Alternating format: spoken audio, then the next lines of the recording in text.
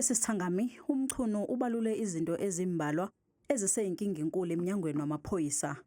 Uthi zisephezulu izibalo zobugebengu obubandakanya umuntu nomuntu obufana nokudlwengula, ukuphanga kanye nokubulala.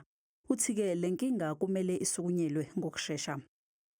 The crime levels in the country are on the increase and are intolerable. We need to act decisively and bring this situation under control. Umchunu uthi into eyenza ukuthi zibe phezulu lezibalo ukwanda kwabantu abanezibhamu ezingekho emthethweni. There are too many guns out there in our communities all over the Republic. Just people feeling that they must carry firearms all over, and thereby increasing danger to citizens that are law-abiding. Angeke ke abekezelelwe amaphoyisa akhohlakele.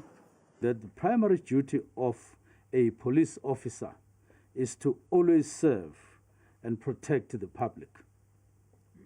Uprooting corruption and removing corrupt police officers from SAPS will remain a top priority.